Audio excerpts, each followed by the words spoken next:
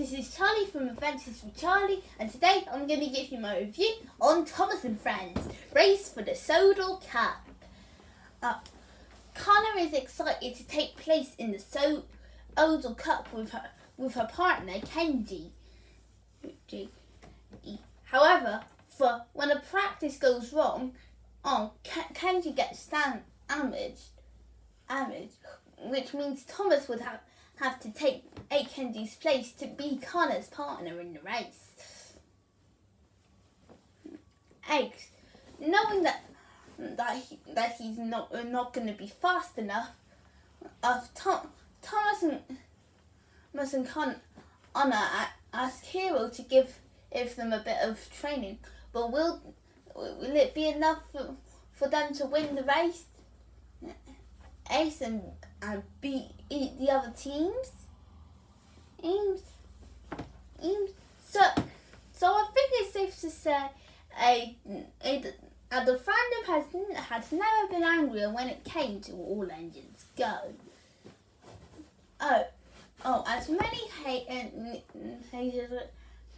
and I don't think it's gone that far yet, but I think some are willing to call it worse than seasons 8 to 16. Trust me when I say nothing will be worse than the nitrogen era. And seasons 8 through 12 are pretty decent seasons on their own. Especially how looking at All Engines Go, that I have seen to pretty much enjoyed it, and still see it have the same charm as the first 24 seasons. Season 25 is far from the best at the moment, but it has had some pretty good episodes. And now I've finished watching the film, I can happily say that I feel the same way of the film as I do for season 25. It's not the best thing to come out of Thomas, but it still is pretty good. So let's dive into the characters. Well, they're an interesting case here. Well, not all of them are going to be perfect, but most of them really do have that enjoyment that makes you like them a lot. With that said, our main two characters here are Thomas and Connor.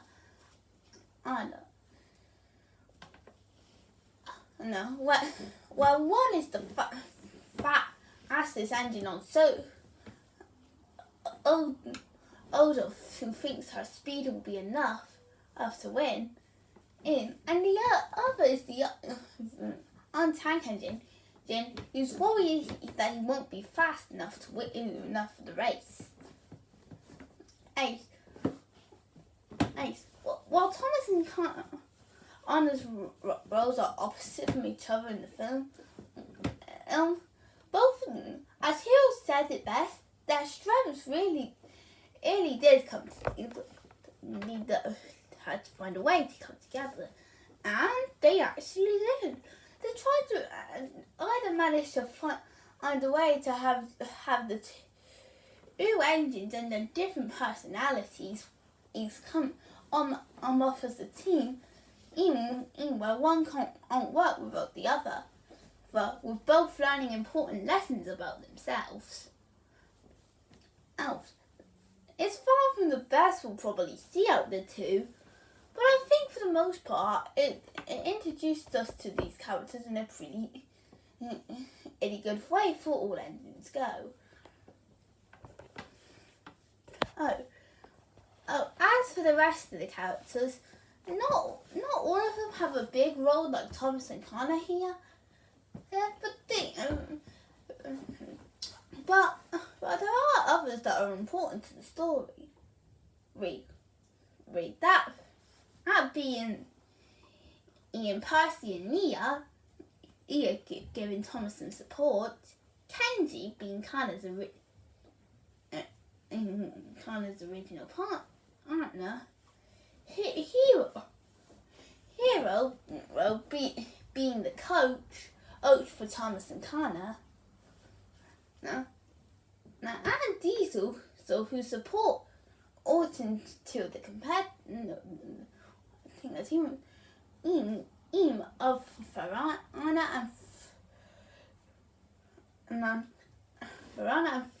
Federico. I hope I pronounced that right. Anyway, speaking of the two, Farana and Federico are like the villains of the feature, where they mainly make fun of Kana. Now, and make sure they do anything they can, and to get that 28th win in a row. To keep that winning streak up. Honestly, I've seen much better villains than Thomas. Honest, and they could have been handled so much better. So, what's also a shame is how the other new characters, as in for the film, Riff and Jiff, don't really offer much to the feature, which is a bit of a shame. Ain't really. They're not the best characters we'll see out of them, but the acting, at least for the US stuff, since the UK ain't out fully on YouTube yet, is well done. And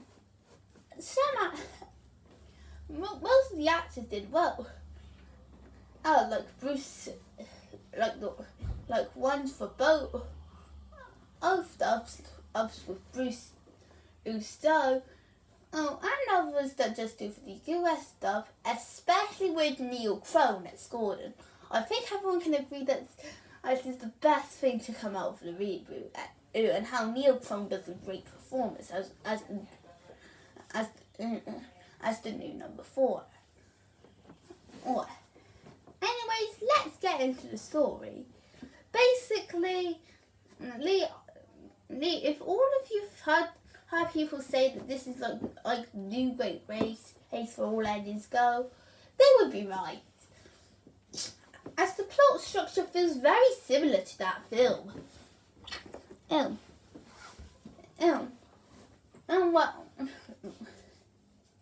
About a big race happening. This time it's at the mainland, it's in Sodor. And how one is excited to take place. Ace,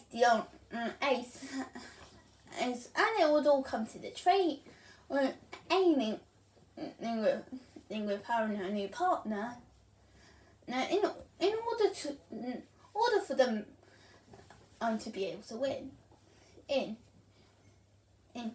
it's safe to say that the story is easily predictable, or where each the outcomes are easy to predict. And the surprises aren't too surprising. They're not really the best thing to come out of this.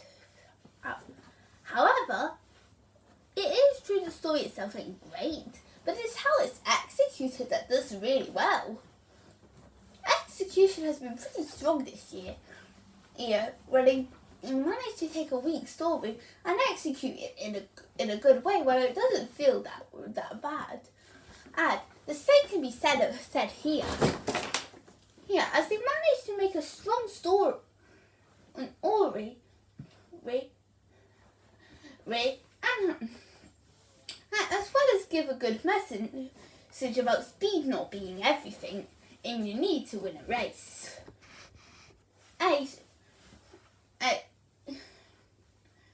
and slowing down is sometimes the best thing, as well as another message for teamwork. While that has been done before in Thomas, like a lot, the way the message comes off here is actually done really well. As even the most unlikely teams with Thomas and Anna to work out their differences is in the end. Also, while this movie isn't a musical, there are a few songs in the film. It is true they could either be helping put out with if Tom Anderson can't on this part of the story, we like the training song or Look It's Us. But then there are others like When I Go Fast that are really good numbers on their own. In fact, all three of the songs are actually well done and easy to relate to. And then there's the film's animation, which I'm excited to talk about because I finally get to give my brief of what I think about the animation for All Engines Go. Personally, myself, it took a while, but after watching the episodes and this film, it grew on me. The animation found a way to grow on me, and it does look pretty nice. When the design stayed true to the first 24 seasons, offering a nice more cartoonier style, I also that they stayed true to the look, while using the new 2D to make them strong. With the character animation, mainly I don't think people have too much problem with the designs. It's more of the movements that put people off. Seriously, we've seen them bounce around in seasons 21, from seasons 21 and on to 24. This is nothing new. And while it can feel a lot more cartoonier here, and will take a while to get used to, the character animation is really creative. If to show all the different uses of the animation, and how the characters can extend and their bodies all use their wheels as hands to pick things up. But where the animation really shines are with the racing scenes. Whether it be the training, aiming for the race, or the racing in general, or the big race in general, they managed to make the scenes very engaging when they use the cartoony animation to their advantage. It's making the ace for the Sodor Cup itself exciting to watch. And despite the fact we know who would already win, it does make it engaging to see if they would actually do it.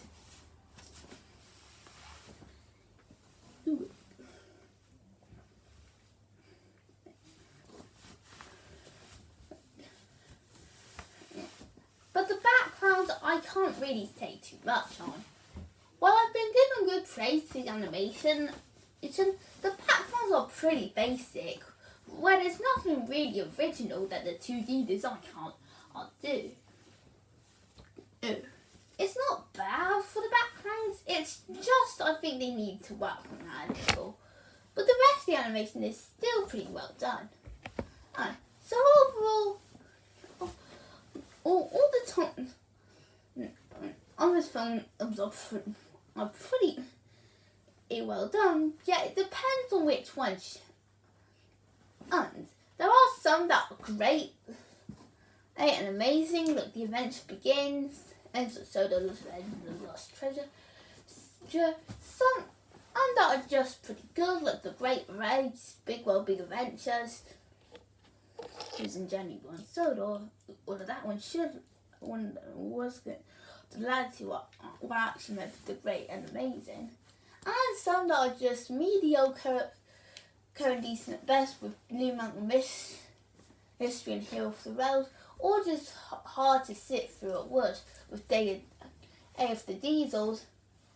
and especially Thomas and the Romantic Rebels. So where does Thomas and Friends race for the Sodor Cup find its place? Somewhere in the middle.